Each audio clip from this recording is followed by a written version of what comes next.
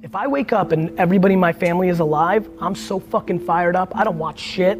I don't listen to shit. I'm so grateful. Fuck yeah. Positivisme, perspective et surtout de la patience. Ce qu'on vient d'entendre, c'est exactement ce qui a inspiré puis ce qui inspire encore aujourd'hui mon aventure dans la Vivi Komi Family. C'est donc avec le cœur puis la passion que je vous embarque avec moi pour un autre épisode du Vivi Frog Show.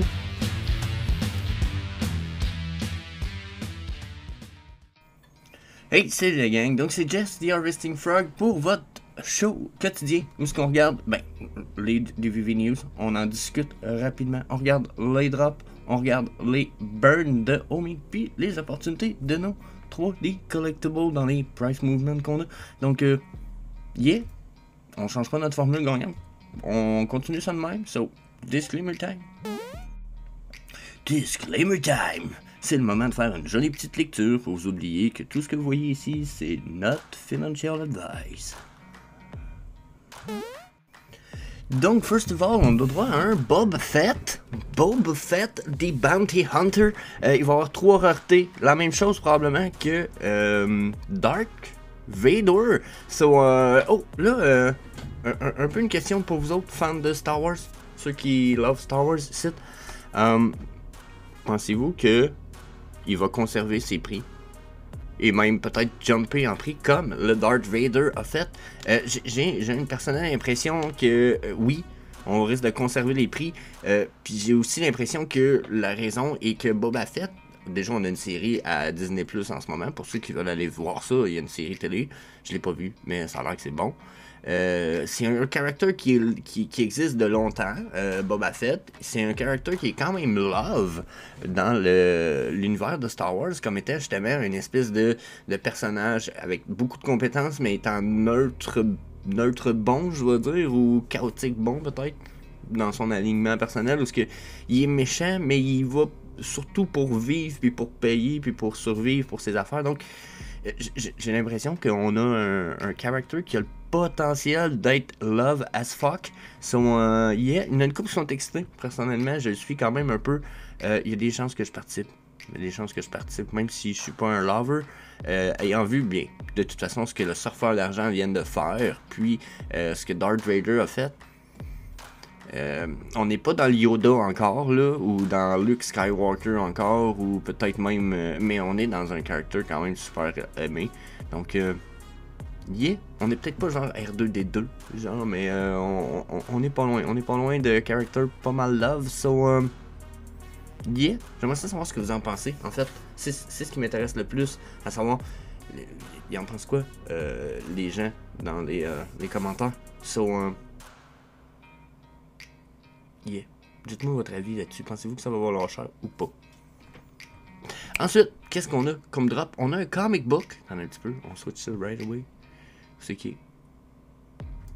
Comic book. Donc, on a un comic book avec le first appearance de Kingpin. C'est ça? Kingpin? J'ai toujours de la misère avec leur nom. Non, c'est Gambit, lui. Excusez, hein, Kingpin, c'est vrai, c'est le gros avec la chemise blanche, puis qui est un méchant. Je m'excuse. Gambit. Donc, first appearance de Gambit. Puis si je me trompe pas, il y a des modèles, comme ici, c'est le rare et ultra rare, qui sont des modèles exclusifs à Vivi, si je me trompe pas. Donc, pour ce qui est de l'exclusivité des Vivi Collectibles, je vous invite à aller faire un tour sur la chaîne de Vivi Max. Ça se trouve être notre professionnel dernièrement des comic books qui sont exclusifs à Vivi et Komi. C'est une super belle mission à se donner, question leur donner de l'importance, parce que j'avoue que je pense pas qu'il y a d'autres gens qui l'ont fait dans le passé ou même dans la English community. Donc shout out à Vivi Max. Son logo que je lui demandais, j'y avais suggéré de changer en disant ouais, c'est peut-être pas le plus optimum pour toi. Finalement, la gang, il m'a tout simplement répondu, ouais, mais il dit Bud, c'est ma fille qui l'a fait mon logo. Fait que là, oh my god, je suis comme, oh my god, garde ça, mon gars, lâche-les pas, ce logo-là, genre, ever fucking ever, c'est super nice.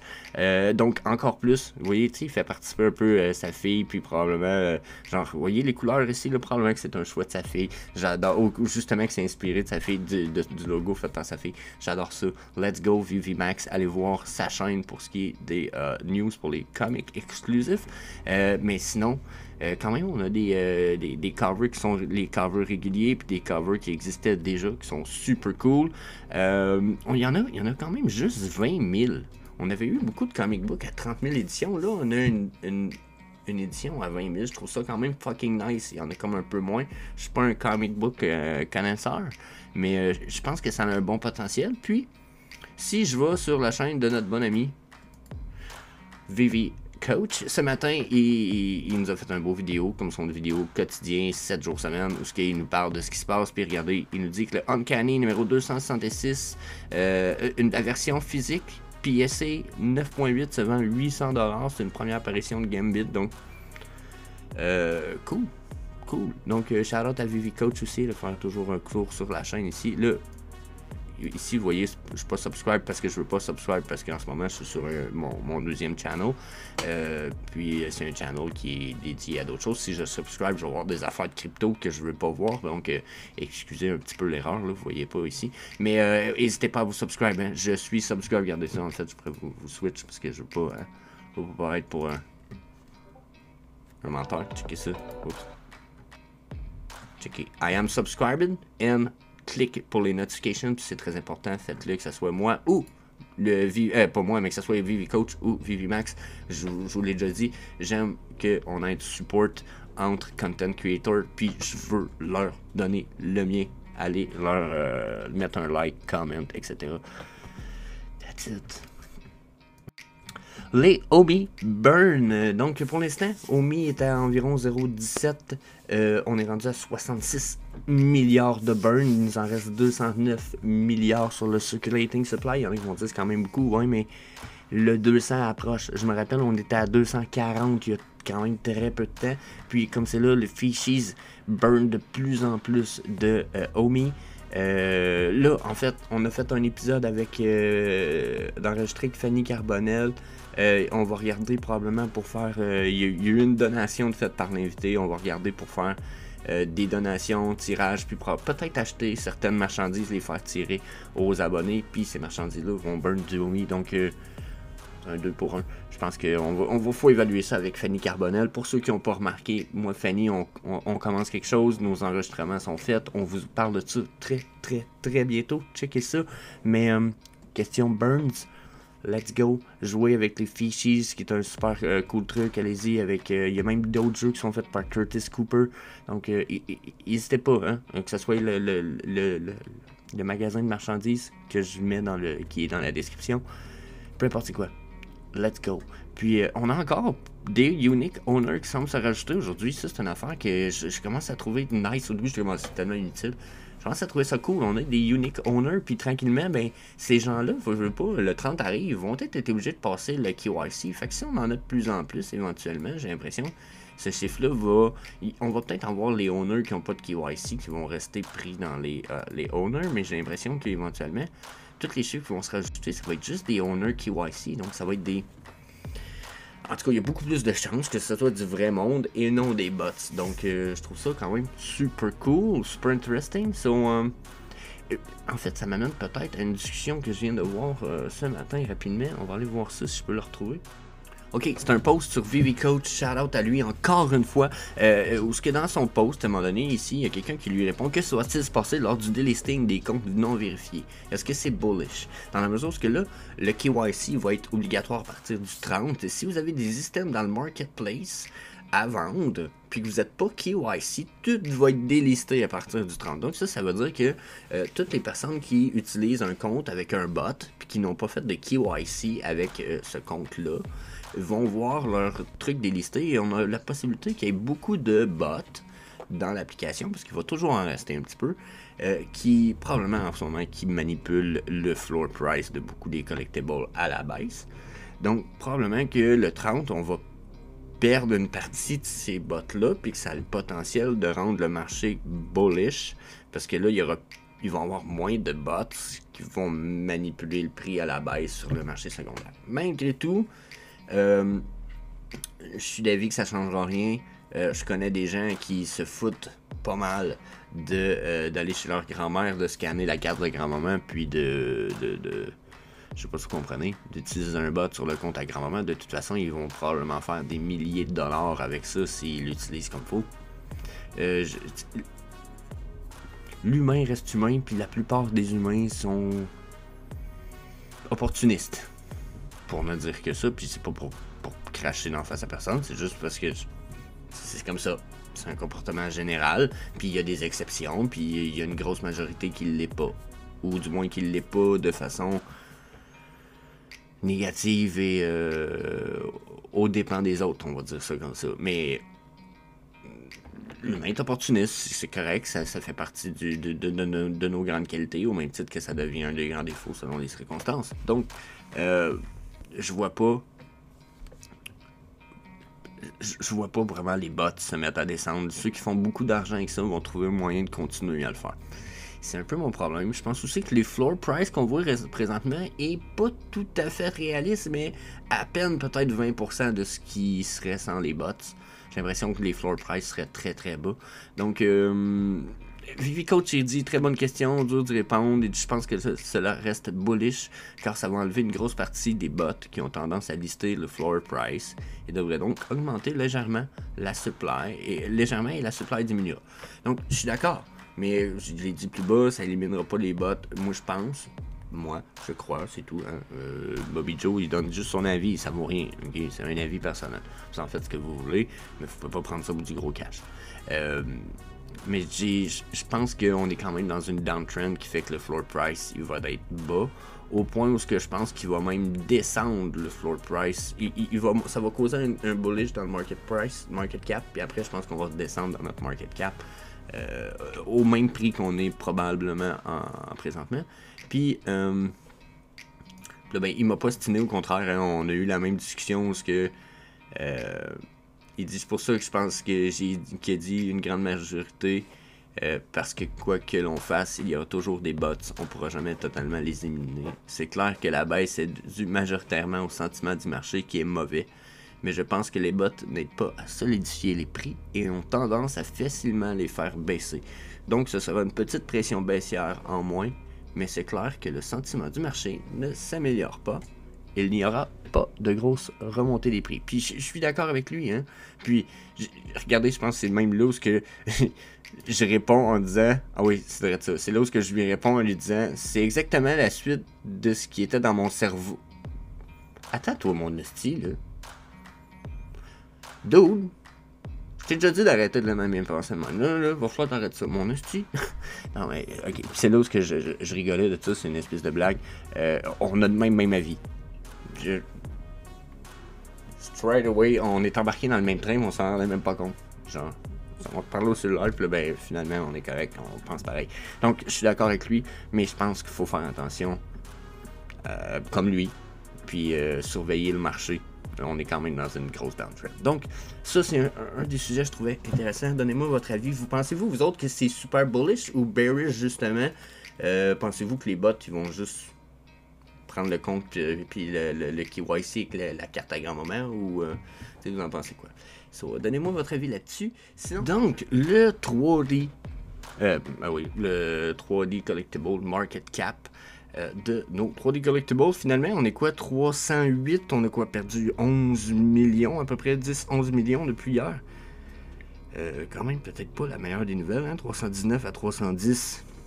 Donc, là, pour ceux qui ne savent pas pourquoi il y a des lignes dessus, c'est qu'ici, on avait dessiné un canal. Ou plutôt hier, j'ai dessiné un nouveau canal qui avait l'air de démontrer qu'on avait un canal ici, puis qu'on en est sorti à ce niveau-ci. Là, on serait dans le nouveau entre les deux lignes blanches ici. Là. Comme vous pouvez voir, on aurait des niveaux importants où on aurait cogné dessus. Même chose sur le bottom. Donc, ici. Donc, j'ai l'impression qu'on pourrait être dans ce canal-là. Est-ce que ça va être respecté ou pas, puis on va le défoncer? Là, pour l'instant, j'ai l'impression qu'on va le défoncer, puis qu'on s'en retourne peut-être même dans une downtrend, puis qu'éventuellement, ce canal-là en blanc, je vais devoir l'effacer pour en dessiner peut-être un nouveau, peut-être comme perpendiculaire à ceux qui sont déjà ici, mais peut-être plus haut un petit peu.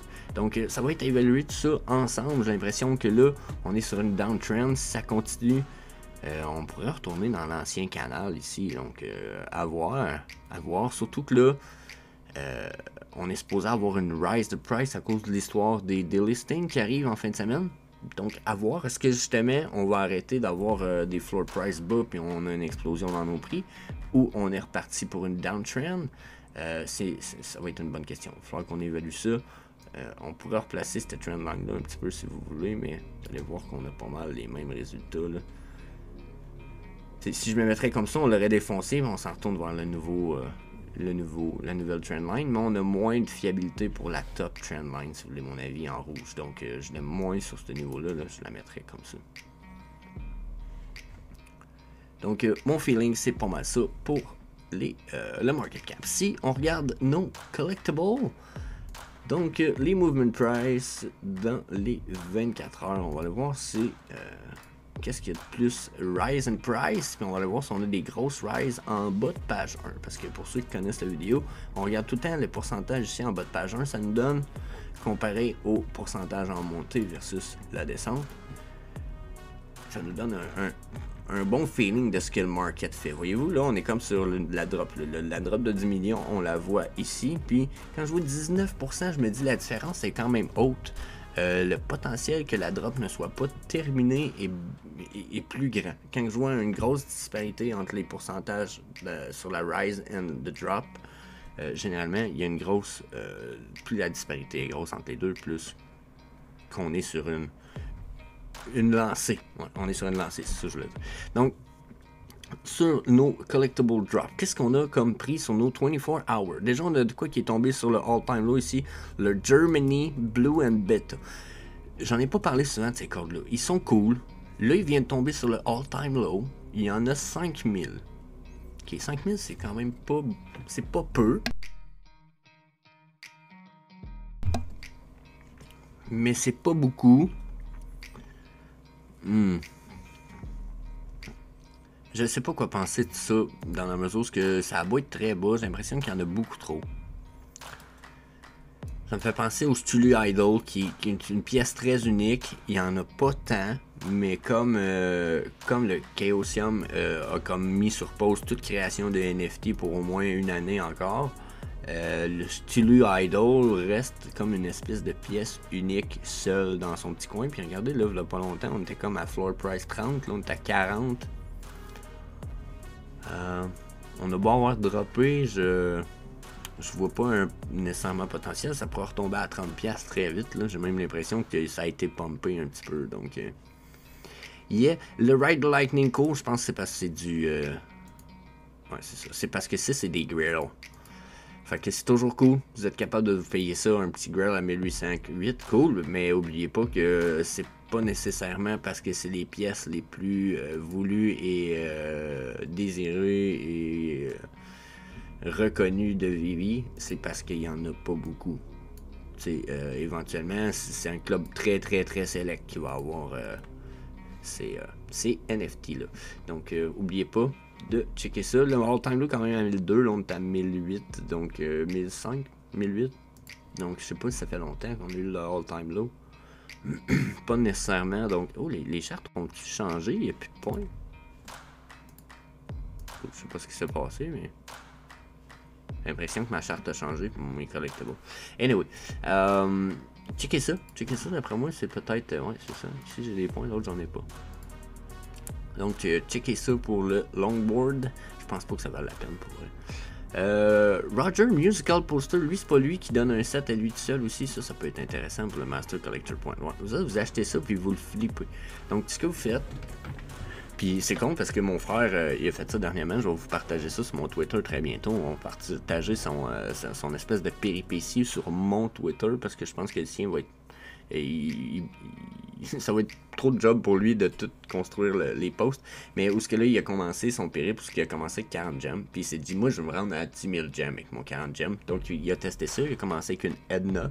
Et il a payé 30, il a vendu 37, si je me souviens bien. Donc là, vous partagez tout ça. Il a pogné un numéro mint qui était pas cher. Puis il l'a revendu au floor price à peu près. Donc regardez, pas au floor price, mais plutôt au floor price pour le même mint number de ses range de ses collectibles. Donc, comme là ici, 30$, si vous réussissez à chercher un low mint, vous revendez ça 32. Puis, yeah, that's it, that's all. Tu sais, vous attendez que ça se vende, ça peut prendre 24-48 heures. Surtout si on est pour avoir une rise le 30, ça pourrait être une bonne occasion de dire, ok, je prends le risque d'en mettre justement en vente à 32, 33, 34, parce que là, il va y avoir bien des délistings, le floor price va augmenter, ça se peut que je devienne le plus bas price, puis que je me fasse liquider assez rapidement avant que les prix continuent à monter. Donc, c'est à keep an eye on. Ça, c'est pas mal sûr. Ensuite, si on continue à regarder là, les Ghost Beers, je sais pas quoi dire. C'est encore une fois, c'est un artiste, c'est cool. Il y en a pas tant en plus, si je me souviens bien, mais Colin qu'on n'est pas dans le Labbit style. J'ai l'impression que les Labbit, au moins, sont tous différents. Les autres, ils ont une couleur. C'est ça. Une couleur, un min number, pas d'utility, rien. I'm not thrilled about these. Je suis pas excité par ceux-là, mais pas pantoute. Le San Diego Poster, c'est cool à 51, il commence à descendre de prix. Le Question Mark Overboard à 16, c'est fucking nice. À 16 gems, là, c'est bas. Même si son all-time low est à 14, là, ça c'est bas. Un Overboard à ce prix-là, ça a déjà valu 185. C'est plus que x10, là. C'est plus que x10. Fait que, puis attendez-vous à ce qu'avec le viewer, ça soit bien plus que 185.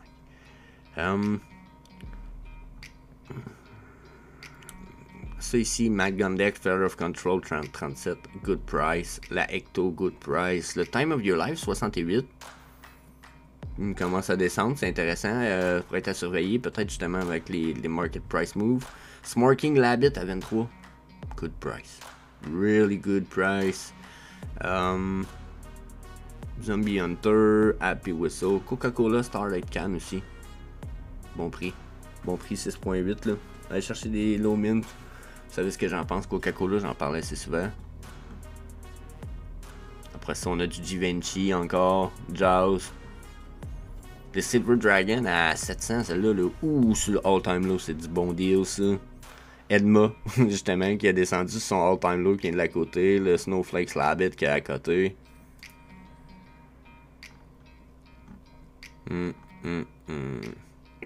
Ah ouais, puis...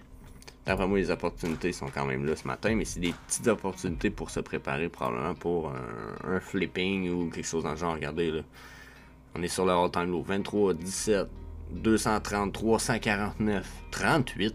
38, c'est cool. C'est une très belle pièce, ça, malgré tout. Hein? Pas le héros le plus aimé, mais quand même. 36, ça a été aimé longtemps. Et là, il est un bout de tout ce qu'on en parlait beaucoup du Batman, puis à un moment donné, ça a été oublié. Mais ça reste une très belle pièce. Batman Black and White, c'est Season 3, je pense. Season 5. Oh, je suis loin un peu dans mes saisons, mais quand même. Les Kripkins. Continuez à checker ça, Kripkins. Hey, un set complet de Kripkins, ça coûte combien, là? 236$ pour les Master Collector Points qui viennent, tout ça. C'est un hostie deal. Ultraman qui ont descendu. On a Benny NFT qui en a profité un petit peu, qui en a acheté.